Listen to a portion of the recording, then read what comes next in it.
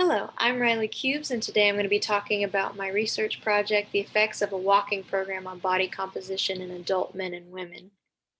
This project was done through the Cardiovascular Research Laboratory at the University of Texas at Arlington in Arlington, Texas. Today we're going to go over the basic abstract of my project.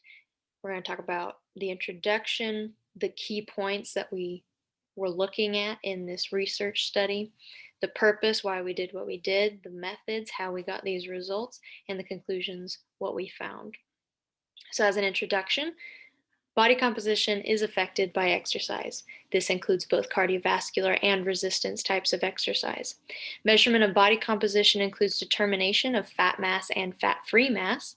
Separating the body into these two components to determine percent body fat can be done using air displacement plethysmography, bioelectrical impedance analysis, or the skin fold technique. There are also several ways to determine body size. These include body weight, body mass index or BMI, and waist to hip ratio or WHR. Walking is a highly effective method of cardiovascular exercise, and longer durations are more effective in altering body composition. Research shows that a walking program can help to improve not only cardiovascular function but also body composition. So, the purpose of this research study was to determine if a walking program would provide a simple form of exercise for the general population to provide successful weight loss and changes in body composition. So, our methods, how we got our results, are as follows.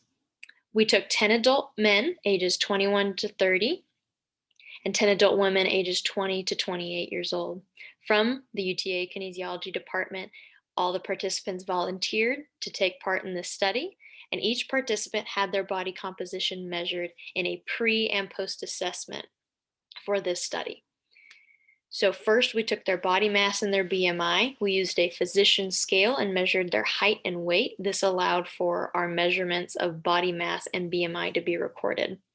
We then found their body fat percentage. This was measured by an air displacement plethysmography or the BOD-POD. This measurement took 5 minutes and was done in the privacy of the laboratory. Participants wore spandex or lycra compression shorts for the men and one-piece swimming suits for the women.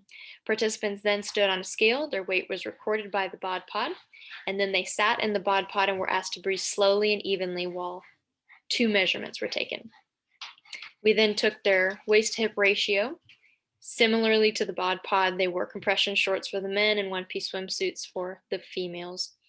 Participants stood straight, and a tape measure was used to measure just above the belly button at the smallest part of their waist, and then around their hips at the largest part of the buttocks. Each of these measurements were taken prior to the beginning of the 8-week program. Then each subject walked 3 times per week, 60 minutes per session, for 8 weeks. Each subject reported to the fitness center and was given a heart rate monitor to strap around their chest. The heart rate signal was sent to a watch where it was read and recorded every 10 minutes. Then they began walking on a treadmill at 3 miles an hour and 0% elevation. Each week, the speed remained the same and the elevation was increased by 1%. At the end of the 8 weeks, body composition measurements were repeated in a post assessment. Our conclusions we found in the results of this study, they indicate that a walking program is beneficial to improving overall body composition as well as improve individual factors such as body weight, BMI, body fat percentage, and WHR. The results also support that longer duration of exercise, 60 minutes versus 30 minutes, result in more extensive changes in body composition. Thank you.